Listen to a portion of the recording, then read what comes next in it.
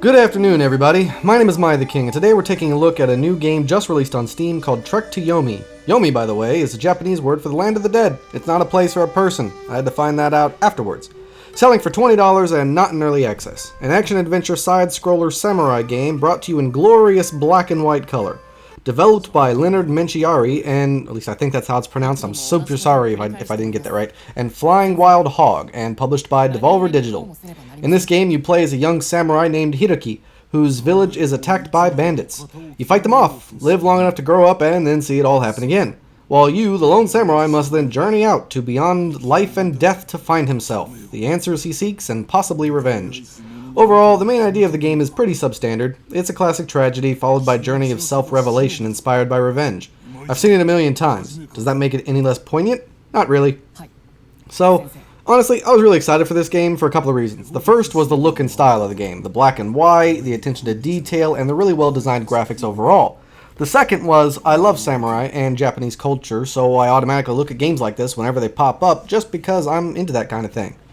So, when I hopped into the game, I was immediately blown away by both sound and music, and next I was blown away by the graphics. The game doesn't just look good, I mean it's smooth, it's well drawn, it's well animated, it's just overall fantastic. And the black and white decision here just actually really helped the game. I'm not distracted by colors or finding it hard to look around or notice things, yet I'm still able to fully appreciate the beauty of the artwork here. And the music is phenomenal as well. I mean, it was really well done. The voice acting, I mean, as far as I can tell, since I don't speak Japanese, is also really well done and believable. And I don't know if they're actually saying what the subtitles is saying that they're saying, but I hope they are.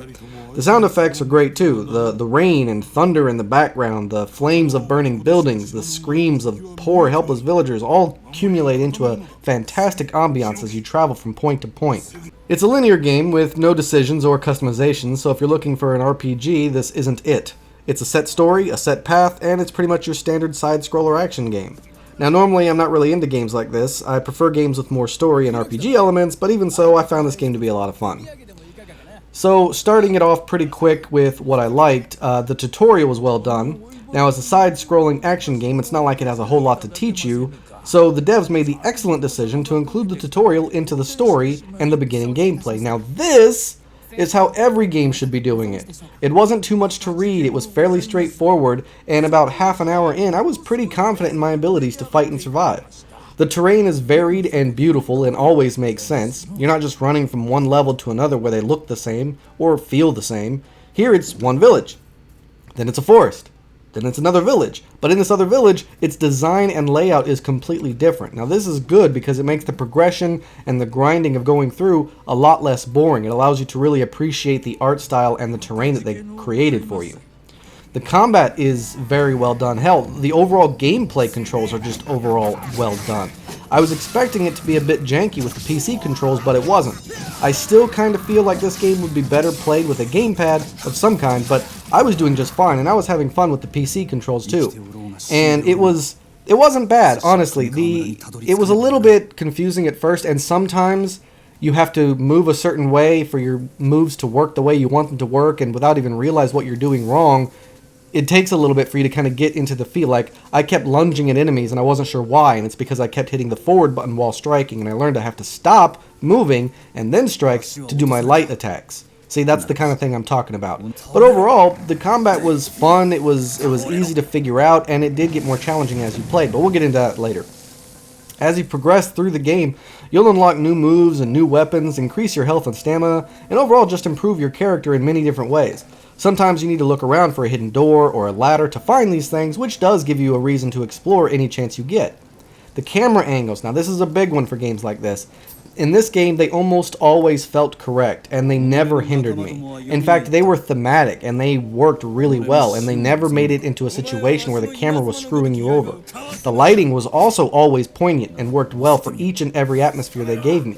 And while the combat may look simple as you're watching this, as you progress, it does get far more difficult as you're trying to fight 3 different guys at once, and each one requires a certain set of skill set to finish them off. And if you find the game that is being too difficult, there are 4 different difficulties from very easy to very hard. You can pick which one you like and enjoy the game. And along with that, point that I'm trying to make is or I guess another point added to that I forgot to add into my script, which is why this is sounding a little bit unrehearsed, because it is. But they even have these like these standoffs, these duels, these marks, these points of honor where a certain bandit will like square off with you, and he'll be like, no one's gotten past me yet before, and you'll be like, yeah, the 100 guys behind me had the exact same confidence, but here I am. And then you guys have like a little samurai duel kind of thing. It's really cool, and I really like they did that. And man, some of the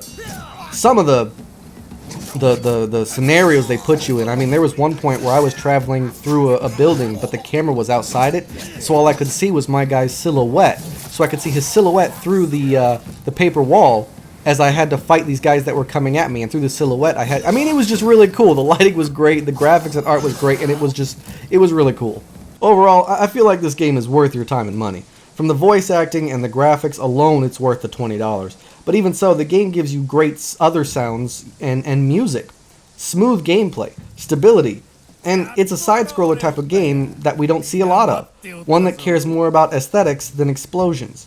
But if you don't like to read subtitles, then you might be in a bit of a trouble, since everyone does speak Japanese.